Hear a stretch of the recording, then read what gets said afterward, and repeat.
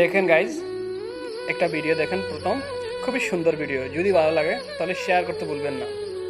তো দেখেন। আচ্ছা মা, তাজমহল এত সুন্দর, তাজমহল কি আমরাই বানিয়েছি তাই না? না তো, যিনি বানিয়েছিলেন উনার নাম সম্রাট শাহজাহান, উনি মুসলিম ছিলেন। ও আচ্ছা, তাহলে কুতুব মিনার নিশ্চয়ই আমরা বানিয়েছি? না না, উনিও মুসলিম ছিলেন, উনার নাম কুতুবউদ্দিন আইবেক। তাহলে লাল কেল্লা নিশ্চয়ই আমরা বানিয়েছি?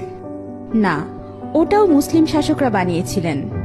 তাহলে পুরাতন কেল্লা আমরা বানিয়েছি? না, পুরাতন কেল্লাও মুসলিমরা বানিয়েছে। তাহলে চারমিনার নিশ্চয়ই আমরা বানিয়েছি? মুসলিম। না, চারমিনারও মুসলিম শাসকরা বানিয়েছে। মা, আমি শুনেছি ভারতের সবচেয়ে বড় ও পুরাতন রোড গ্র্যান্ড ট্রাঙ্ক প্রায় 3000 কিলোমিটার পর্যন্ত বিস্তৃত, সেটা তো আমরা বানিয়েছি।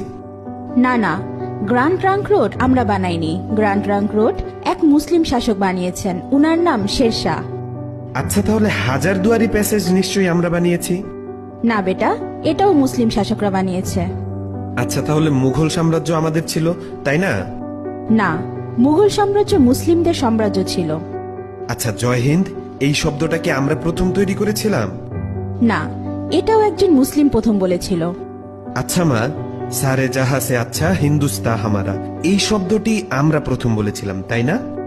না, এটাও একজন মুসলিম কবি লিখেছিলেন, উনার নাম ইকবাল। তাহলে প্রথম স্যাটেলাইট লঞ্চ নিশ্চয়ই আমরাই করেছিলাম? জি না, ভারত অনেকবার স্যাটেলাইট লঞ্চ করেছিল, কিন্তু প্রতিবারই ফেল হয়েছে। এরপর এপিজে আবুল কালাম আজাদ প্রথমবার সাকসেসফুল ভাবে স্যাটেলাইট লঞ্চ করেছিলেন। উনি না থাকলে আজ ভারত স্যাটেলাইট লঞ্চ করতে পারত না। তাহলে পারমাণবিক অস্ত্র নিশ্চয়ই আমরা বানিয়েছি? না না, পারমাণবিক অস্ত্র একজন মুসলিম আবিষ্কার করেছে, উনার নাম এপিজে আবুল কালাম আজাদ। তাহলে মুসলিমরা না থাকলে আমাদের কি হতো মা? মুসলিম